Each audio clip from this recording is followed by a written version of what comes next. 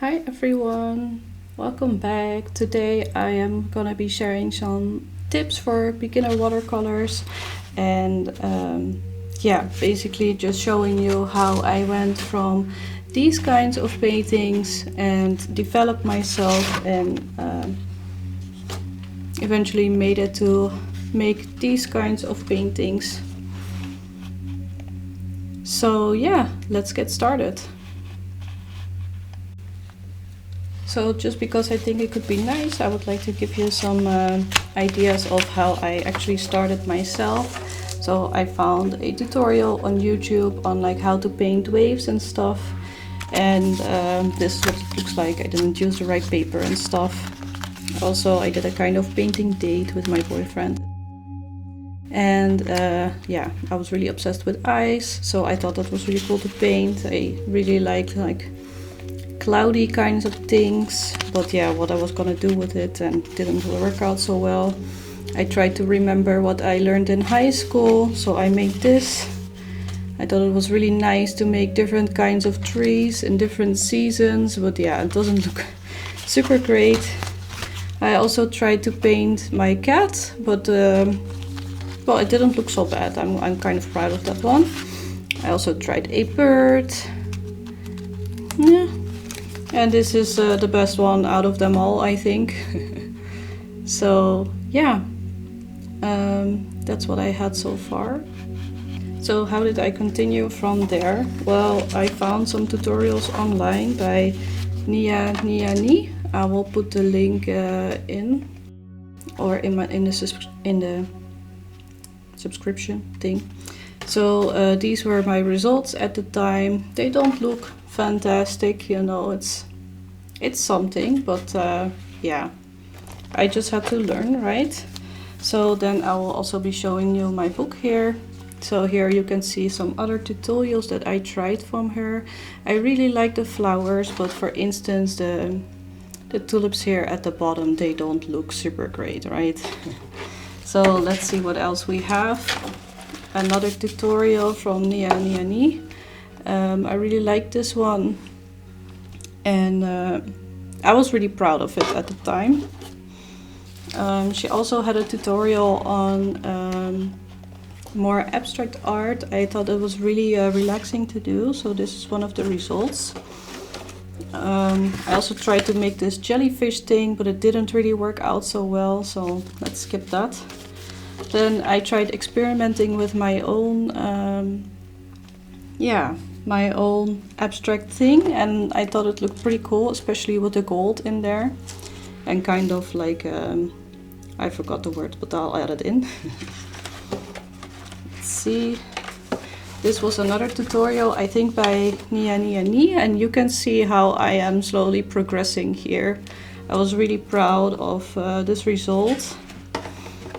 Then I tried another abstract thing and the tutorial again to see how I could improve, and I really recommend this tutorial, by the way.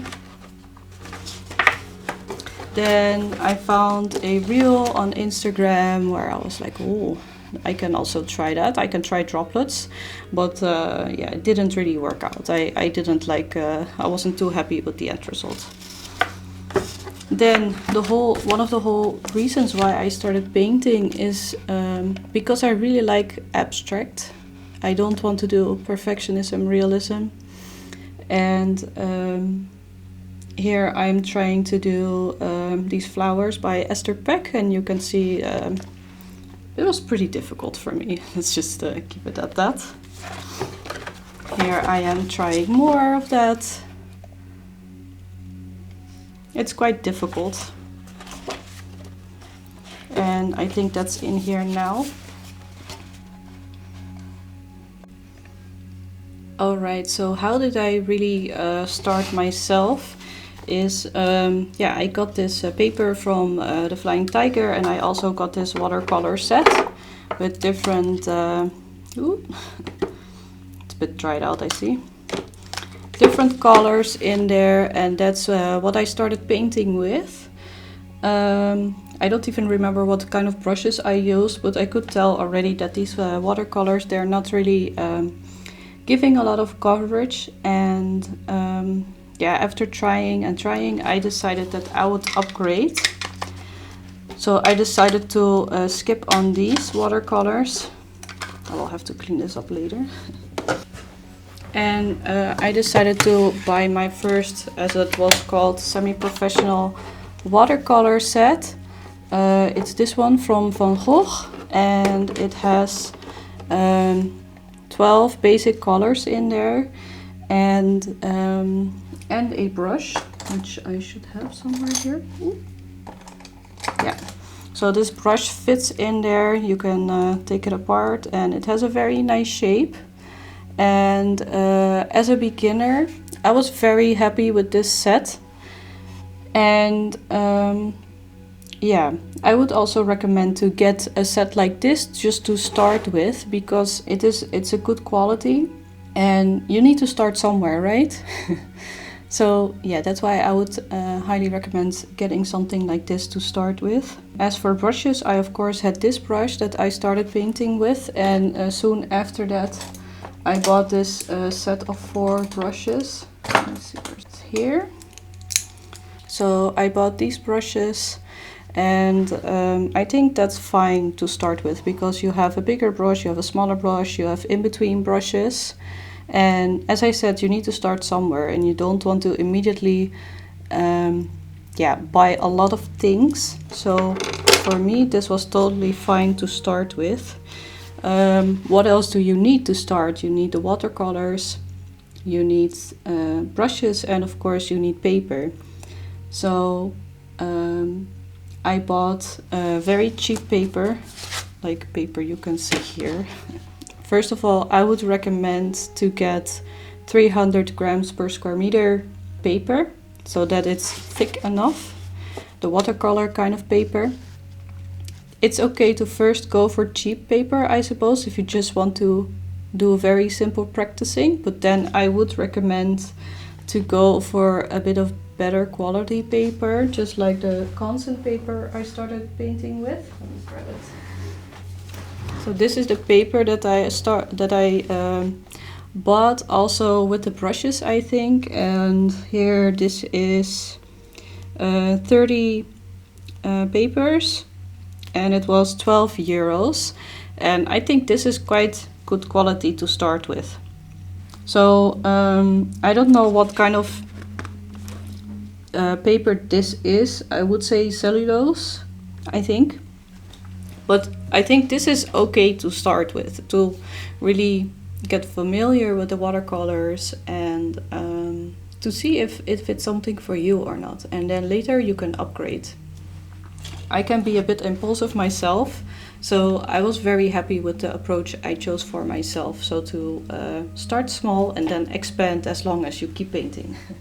Alright, so what else would I recommend? I would recommend to watch some good tutorials. So I will add somewhere on the screen, I will add some tutorials that I would recommend to start with. I think I focused myself mostly on techniques, because I was quite unhappy with my results at first. So I can show you how I practiced, and like I said before, like I really liked painting leaves. I was really interested in that, but it was really difficult because my shapes just really look childish or something. So I practiced a lot, as you will see. Here I already had different kinds of brushes, but I was keeping track of what I was doing, or at least I tried to do that.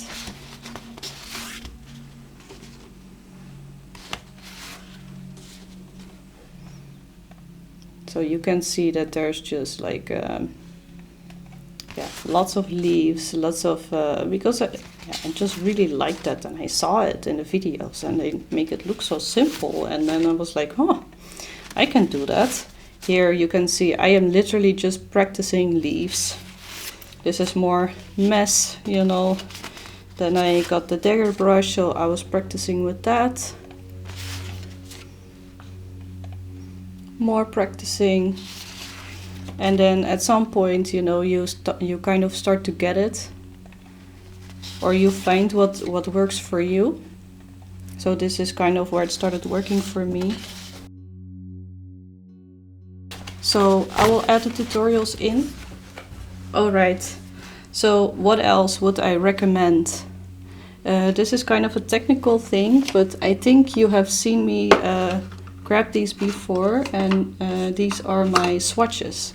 So I have these, I made these swatches. I saw online someone explaining how to do this, etc. And she made this kind of template. I will also link it somewhere. But for me, swatches are very nice to have because of multiple reasons. First of all, you can see which colors you have. And I like to have them individually like this, because then I can actually see, I can just pick out the colors that I want to use. So that's what I really like. Furthermore, it's not just a color swatch, but it also gives you some information. So I will show you later how to do this. So basically you can just see the regular color here. You can see how well it covers on black. And you can see how well it travels through water, let's say. And or like you dilute it here, but I will show you. Here you can see how well it like travels. And here you can see how well the color lifts. And for me, painting galaxies, this is a very important characteristic of the paint to know. So for instance, here with burnt sienna, you can see that there's quite a clear line here. So this means that this color can lift quite easily. And you can see here for these two colors, you can see that the lines are very less visible. So it was way more difficult to lift the paint. So these are colors that I would like to use in my galaxies, because the chances of them letting go of the paper again are very low. So that's why I really like these swatches. So as I mentioned, I will put somewhere the link. I have to find where I found it myself. So first I started with this sheet. But yeah, if you buy more colors, then you know it's a bit annoying and stuff. So then I decided to, of course, use my cheap paper, because why would you use, you know, fancy paper for that? Not that I had a fancy paper already. So I just drew everything out and started making my swatches here. So I actually still have two colors that I didn't test yet. So let's see if we can test this real quick. Alright, so let's make a swatch of one color. It's been quite some time since I've done this, so just FYI. Let me immediately give you another tip. Or I will show you in a bit. Let's start swatching first, alright? So it is important to activate your paint first. So what we're gonna do is we're gonna wet our brush a little bit, and then we're gonna apply some water to the paint that we're going to use. Okay, so as you can see now, like I just touched it a little bit with a wet brush. See, I'm still gonna show you, but you can see how intense this color is right now, right? It's not very intense, not like what you can see here, for instance. So now I've applied some water to this, so now the paint is gonna activate. So I'm gonna use the phthalo blue here as well, in the hope that I can recreate what I did before. That would be useful, right? Okay.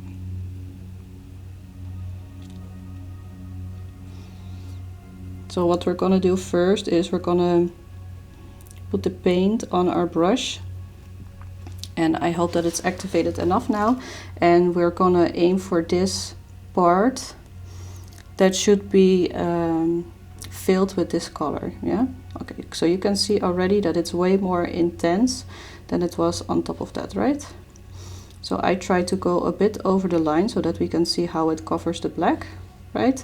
And then we're gonna clean that brush, but keep it a bit moist, and then we're gonna try to drag this. So the idea, I think, was here to see how it dilutes, but this is how I did it, kind of. And then you clean your brush again, and then you go like this. Okay, so you can see already that it's quite different how I'm doing it now compared to, what is it, 2 years ago.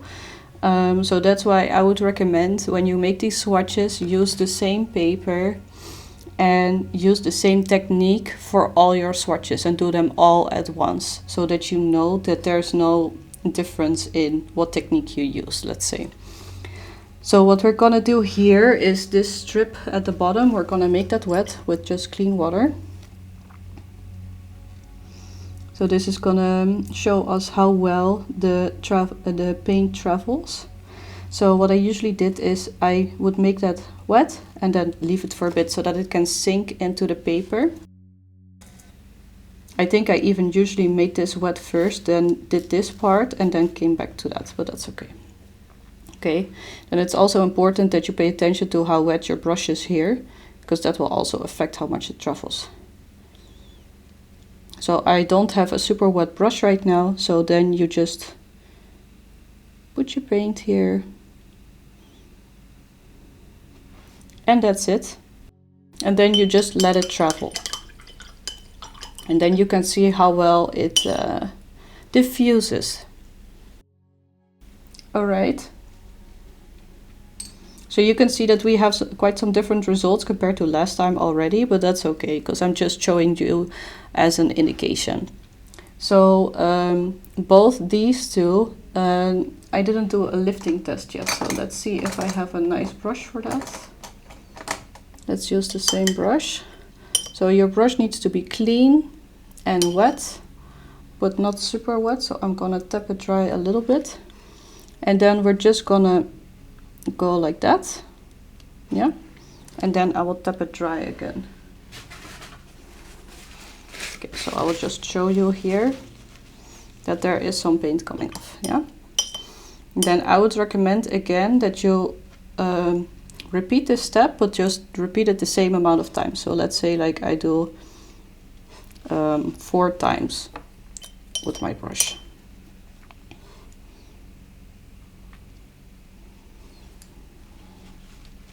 So you can see that some color is coming off, right?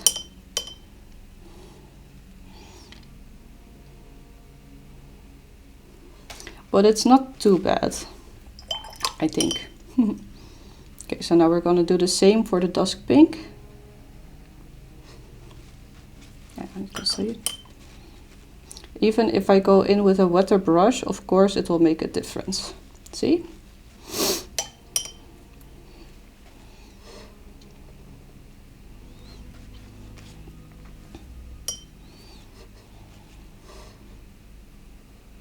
I already lost count. I think this is my 3rd, but you can see already that the dusk pink appears to let go a lot easier than the phthalo blue. I can go in on the right with the phthalo blue a bit with more water, just to compare.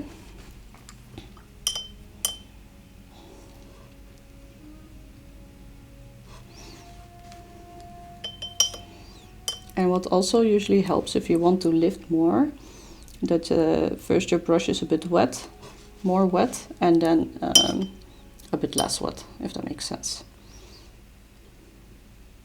But you can see that the phthalo blue doesn't lift as much as the dusk pink.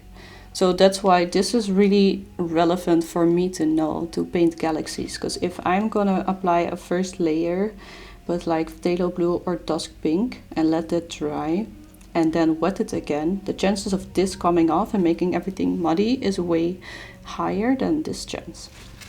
So that's why that is important. If you like doing this kind of stuff, like the swatches, I actually have one Skillshare tutorial that I would recommend. I will of course put a link somewhere, but let me show you what I made quite some time ago and then didn't know what to do with. I really love this because it's kind of doing research, you know. So there's this Skillshare tutorial and she explains different exercises that you can do with watercolor. So for instance, this is an exercise about blending and you apply 2 colors And then, in this case, I applied the pink color, then waited 5 seconds, and then I applied the yellow color or something like that. And then you can see how the colors diffuse in one another. So you can see, like, the longer you wait, the less diffusion takes place. And at the experiment below, there was extra water added to the yellow. So here the two colors had kind of equal values. So yeah, how should I say that? Like the density of the watercolor, so the amount of water that I added to them was kind of equal, while there was more water added to the yellow here. So you can see that it changes the diffusion a bit. And it also depends on the paper that you use. So I have somewhere the same experiment, but on different paper. Let me see. Yes. So here I have Hanemühle paper. This is, if I'm correct, it's 100% cotton.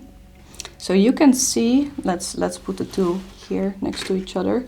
You can see like how it looks very different, right? Like, I love these effects though. Let's look at the bottom ones as well. You can see that it's, yeah, but it's also, I find it really difficult to draw conclusions from these things, but it was really interesting to do. So I also had another paper here, and then you can see also that it looks quite different. So I tried it on many different papers, as you can see. But it was a really fun experiment to do, and also to see, like, okay, but what if I change this or that thing? What effect does it give, you know? So let me see what else for a fun experiment we did. Yeah, so we also did the pigment in water. So basically you have this square, and then you wet it, and then you wait for 5 seconds, and then you apply some paint in the corner, for instance. So here I use blue directly from pan, brush swirled in water, then not removed excess water by touching the lid. And here retry with different color and not directly from the pen. The water is pooling, so you can see that this, like, you can see here that it stays concentrated on top, while here it's way more diffusing. So that means that the water is pooling here. Here, this was also interesting because you wet this area, and then you wait 5 seconds, and then you drag a line with your brush. And you can see that the diffusion gets less the longer you wait. Let me see, I also have that on different kinds of paper, of course. So this is again, let me see. I mean, look at the differences. Can you see how different this looks? I very consistently use the same colors for these experiments, but you can see how here it looks really different. Also here. I love these effects though, I love it, it's great. And you know what's also interesting? Let me see. Like, I feel, and that also makes sense, that the more expensive paper stays wet for a longer time. And that is something that for me, painting galaxies, makes a big difference. Anyways, I would really recommend to try this tutorial, because it's just really interesting to see all these different effects that you can do with watercolor, and how different variables have different effects. So yeah, I would highly recommend this tutorial. So, to summarize, buy a nice kit that you can start with, that has a good quality, and buy some brushes that are meant for watercolors, but they don't have to be expensive yet. You can just start practicing, follow some tutorials, try your experiments, and then you can slowly upgrade from there. Don't forget to activate your watercolor before you start painting. And I think I should also add that you need to add, it's very nice to have two sets of water. want to immediately clean your brush in, so this will be the dirty one, and then you can clean your brush a second time in this one, so that you will always have a clean brush basically. But those are always such basic tips, and I feel like if you are already interested in starting to paint with watercolors, then you already know about this. So that's why I don't really feel like sharing those tips with you. But yeah, please let me know if you do want those kinds of tips, and also let me know what kind of tips you want to hear after you tried this. I'm also still learning, but for me it was really starting with the basics, getting the good quality watercolors and slowly expand from there. And the same goes for the brushes. I think it's okay to start with low quality paper, and if I could recommend one thing to myself like about 1 or 2 years ago, then it would be that it's okay to buy the more expensive paper sooner, because for me it really made a difference. But I will make another video focusing on the difference in paper. But this is it for now. Thank you for watching and have a nice day.